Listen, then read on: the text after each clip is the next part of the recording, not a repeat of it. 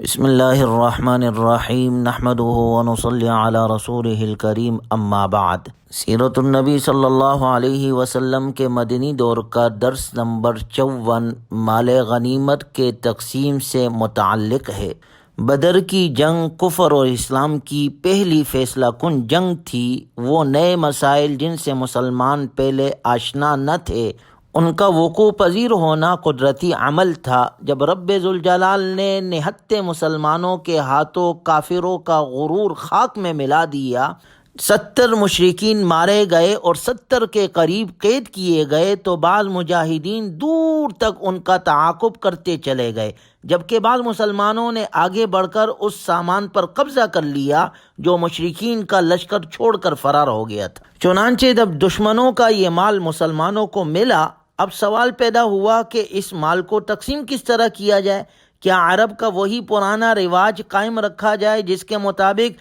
جس کے ہاتھ میں جو کچھ آیا وہ اسی کا مالک ٹھہرے اور دوسرا دیکھتا رہے، یا پھر اب اسلام کی تعلیمات کی روشنی میں مال غنیمت کی تقسیم کا کوئی نیا طریقہ نافذ ہوگا؟ رسول اللہ صلی اللہ علیہ وسلم نے معرکہ ختم ہونے کے بعد 3 دن تک بدر میں قیام فرمایا۔ ابھی آپ علیہ الصلاۃ والسلام نے کچھ نہیں فرمایا تھا کہ مال غنیمت کے بارے میں صحابہ اکرام رضی اللہ عنہم اجمعین کے مابین اختلاف پیدا ہو گیا۔ جب یہ اختلاف شدت اختیار کر گیا تو آپ علیہ الصلاۃ والسلام نے حکم جاری کیا کہ جس شخص کے پاس جو کچھ بھی ہے وہ سب ایک جگہ اکٹھا کر دے۔ صحابہ اکرام رضی اللہ عنہم اجمعین نے اس حکم کی فوراً تعمیل کی۔ حضرت عبادہ بن صامت رضی اللہ تعالیٰ عنہ فرماتے ہیں کہ ہم رسول اللہ صلی اللہ علیہ وسلم کے ساتھ چلے اور میں بھی آپ علیہ الصلاۃ والسلام کے ساتھ بدر میں شریک ہوا۔ مسلمانوں اور کافروں کے درمیان جب لڑائی ہوئی، اللہ نے مسلمانوں کو فتح عطا کی اور دشمن کو شکست سے دوچار کیا، تو مسلمانوں کے لشکر کا ایک حصہ دشمن کو قتل کر کے شکست دینے میں مشغول تھا،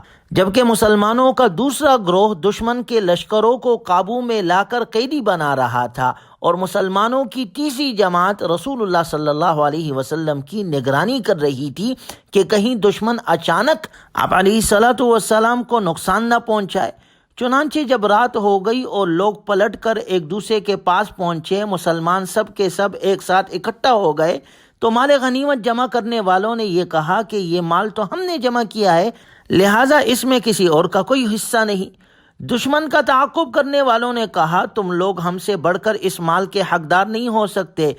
کیونکہ دشمن کی پٹائی تو ہم لوگوں نے کی ہے، جس کی وجہ سے دشمن اپنا مال چھوڑ کر بھاگ گیا، اس لیے یہ مال ہمارا ہے۔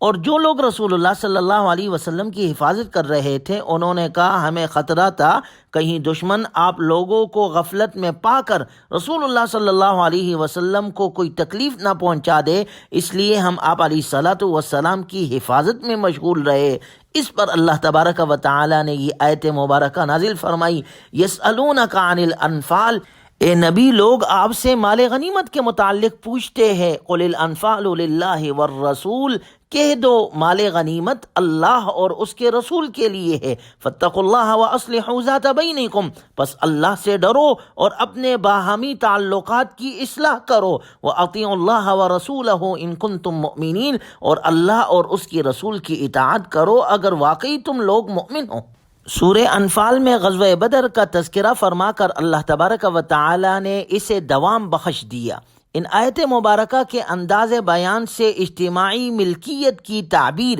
اور محکم ایمان کے ذریعے سے نفس انسانی کا علاج اور بڑے لطیف انداز سے کردار سازی کی تعلیم ملتی ہے۔ مال غنیمت کا پائے جانا در حقیقت اس جنگ کا نتیجہ تھا، لہٰذا اس کے متعلق احکام کا آغاز کیا گیا اور واضح طور پر فرما دیا گیا کہ یہ غنائم اللہ اور اس کے رسول کی ملکیت ہے۔ اور اس کے بعد اللہ تبارک و تعالی نے مؤمنوں کو 3 احکام دیے۔ پہلے نمبر پر تقوی کا حکم دیا، دوسرے نمبر پر باہمی جھگڑوں کی اصلاح کا حکم، اور تیسرے نمبر پر اللہ اور اس کے رسول کی اطاعت کا حکم۔ غور کیا جائے تو جہاد کے متعلق یہ تینوں باتیں انتہائی اہم ہے، کیونکہ اگر جہاد کی بنیاد تقوی پر نہیں ہوگی تو وہ جہاد ہی نہیں ہوگا، اور جہاد اعلاء کلمت اللہ کے لیے کیا جاتا ہے جو اتفاق اور اتحاد کا درس دیتا ہے، لہٰذا آپس کے جھگڑوں اور اختلاف کی کوئی گنجائش نہیں۔ اور احکامات اور قوانین کی پابندی ہی جہاد کی روح اور بنیاد ہے۔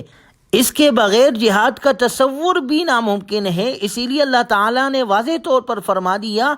کہ اللہ اور اس کے رسول صلی اللہ علیہ وسلم کی اتباع ہی ایمان کی پہچان ہے۔ وَأَطِيعُوا اللَّهَ وَرَسُولَهُ، اور اللہ اور اس کے رسول کی اطاعت کرو۔ اس موقع پر پہلی اطاعت تو یہی تھی کہ غنیمتوں کے معاملے میں اللہ تعالیٰ کے فیصلے کے سامنے سر جھکایا جائے۔ چنانچہ صحابہ اکرام رضی اللہ عنہم اجمعین نے اس ربانی نصیحت پر لبیک کہا جب یہ طے پایا گیا کہ غنائم اللہ اور اس کے رسول کی ملکیت ہے، تو ساتھ ہی اللہ تعالیٰ نے ان کی تقسیم کا طریقہ بھی بتلا دیا۔ فرمایا وَاعْلَمُوا أَنَّمَا غَنِمْتُم مِّن شَيْءٍ فَأَنَّ لِلَّهِ خُمُسَهُ وَلِلرَّسُولِ وَلِذِي الْقُرْبَى، اور جان لو کہ تم جو کچھ بھی مال غنیمت حاصل کرو اس میں سے 5واں حصہ یقیناً اللہ کے لیے ہے اور رسول اللہ صلی اللہ علیہ وسلم کے لیے اور آپ علیہ السلام کے رشتہ داروں کے لیے۔ اس کے بعد فرمایا وَلِذِي الْقُرْبَى وَالْيَتَامَى وَالْمَسَاكِينِ وَابْنِ السَّبِيلِ إِن كُنتُمْ آمَنتُم بِاللَّهِ وَمَا أَنزَلْنَا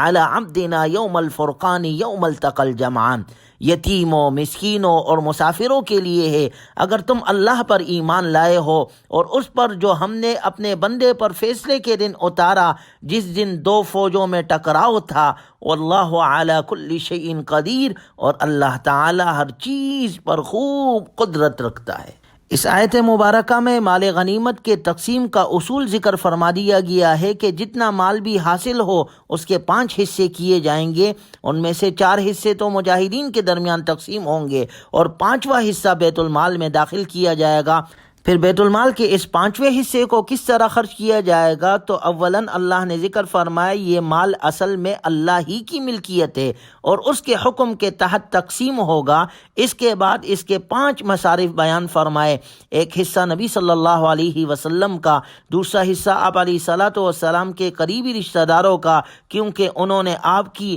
اور اسلام کی نصرت میں بڑی قربانیاں دی تھی اور ان کے لیے زکوٰۃ کا مال بھی حرام قرار دیا گیا تھا، اور بقیہ 3 حصے یتیموں، مسکینوں اور مسافروں میں خرچ کرنے کا حکم دیا گیا۔ حضرت عبداللہ بن عمر رضی اللہ تعالی عنہ فرماتے ہیں کہ بدر کے دن رسول اللہ صلی اللہ علیہ وسلم رفقا کے ساتھ نکلے، میدان بدر میں پہنچے، پھر آپ علیہ الصلاۃ والسلام نے یہ دعا کی، اللہم انہم حفاۃ فاحملہم، اے اللہ یہ ننگے پاؤں پیدل ہے انہیں سواریاں عطا فرما، اللہم انہم عراۃ فاکسوہم، اے اللہ یہ ننگے جسم ہے انہیں لباس مہیا فرما، اللہم انہم جیاع فاشبعہم، اے اللہ یہ بھوکے ہیں تو انہیں سیر فرما۔ تو اللہ تعالیٰ نے بدر کے دن فتح عطا کی، لہٰذا جب لوٹے تو ہر کسی کے پاس 1 یا 2 اونٹ تھے اور سب نے پہن لیا اور سیر ہو گئے۔ یعنی آپ علیہ الصلاۃ والسلام کی دعا کو اللہ نے قبول کیا۔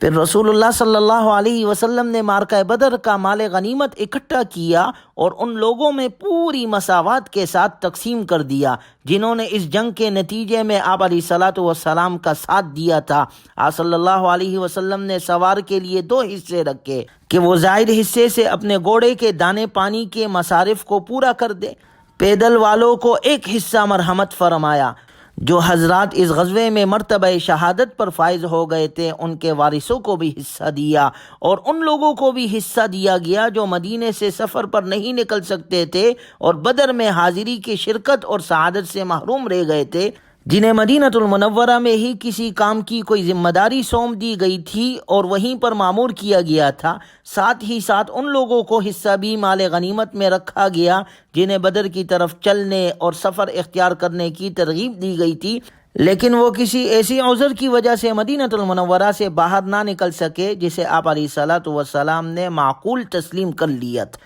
جیسے حضرت ابو لبابہ رضی اللہ عنہ جنہیں آپ علیہ الصلاۃ والسلام نے مدینہ منورہ میں اپنا نائب مقرر فرمایا تھا۔ اسی طرح طلحہ بن عبید اللہ اور سعید بن زید رضی اللہ تعالی عنہما، ان دونوں حضرات کو مدینے سے ابو سفیان کے قافلے کے خبر کے لیے آپ علیہ الصلاۃ والسلام نے روانہ کیا تھا۔ اسی طرح عاصم بن عدی یہ مدینۃ المنورہ میں عوالی کے علاقے میں مسکینوں کی ضرورت کے پیش نظر انہیں رسول اللہ صلی اللہ علیہ وسلم نے ان کی طرف روانہ فرمایا۔ اسی طرح حارث بن حاتب ان کو کسی وجہ سے بنی عمر بن عوف کی طرف واپس لوٹا دیا تھا۔ اسی طرح ایک دوسرے صحابی حضرت حارث راستے میں گرنے کی وجہ سے ہڈی ٹوٹ گئی تھی، لہٰذا انہیں واپس بھیج دیا گیا تھا۔ اسی طرح حضرت عثمان غنی رضی اللہ تعالیٰ عنہ کے غزوہ بدر میں نہ ہونے کی وجہ یہ تھی کہ آپ علیہ الصلاۃ والسلام کی لخت جگر حضرت رقیہ رضی اللہ تعالیٰ عنہ ان کے عقد میں تھی اور وہ اس وقت بیمار تھی۔ آپ علیہ الصلاۃ والسلام نے حضرت عثمان رضی اللہ تعالیٰ عنہ سے فرمایا، ان لک اجر رجل ممن شہد بدرا وسہما، تمہارے لیے بدر میں شریک ہونے والے کے برابر اجر اور غنیمت کا حصہ ہے۔ اور پھر غور کیا جائے جو جنگ میں فتح صرف لڑنے والے ہی نہیں حاصل کرتے، بلکہ اس میں ان لوگوں کا بھی بڑا حصہ ہوتا ہے جو اگلی صفوں میں ہو یا دائیں بائیں ہو، اور ان کا تعاون اور رفاقت اگر حاصل نہ ہو تو فتح حاصل کرنا ایک امر دشوار بن جاتا ہے۔ یہی وجہ تھی کہ رسول اللہ صلی اللہ علیہ وسلم نے مال غنیمت کے تقسیم کرتے وقت ان لوگوں کو بھی نہیں بھلایا جو اگلے اور پچھلی صفوں میں کام کر رہے تھے اور اپنے فرائض انجام دے رہے تھے، بلکہ آپ علیہ الصلاۃ والسلام نے مال غنیمت میں سب کا خیال رکھا اور سب کو حصہ عطا کیا۔ یہ آپ علیہ الصلاۃ والسلام کی سیرت مبارکہ ہے، آپ علیہ الصلاۃ والسلام کے اخلاق ہے۔ مجاہدین کے احساسات اور خاندانی معاملات اور مسائل کا خیال رکھنا لشکر اور سپہ سالار کے مابین الفت اور محبت کے تعلق کو مضبوط کر دیتا ہے اور ایک دوسرے کو اچھی طرح سمجھنے کا موقع فراہم کرتا ہے۔ چنانچہ اس طرح آپ علیہ الصلاۃ والسلام نے مجاہدین اسلام کو، اسی طرح شہداء کے ورثاء کو، اسی طرح اقرباء کو، اسی طرح وہ جو عذر کی وجہ سے رہ گئے تھے، ان سب کو مال غنیمت میں حصہ دیا۔ گویا ہمارا مذہب اسلام سب کے حقوق عطا کرتا ہے۔ نبی صلی اللہ علیہ وسلم کی تعلیمات سے ہمیں محبت ملتی ہے۔ اللہ تعالی ہمیں سچی محبت اور عقیدت عطا فرمائے اور نبی صلی اللہ علیہ وسلم کی تعلیمات کے مطابق اپنی بقیہ زندگی گزارنے کی توفیق عطا فرمائے۔ وآخر دعوانا ان الحمد للہ رب العالمین۔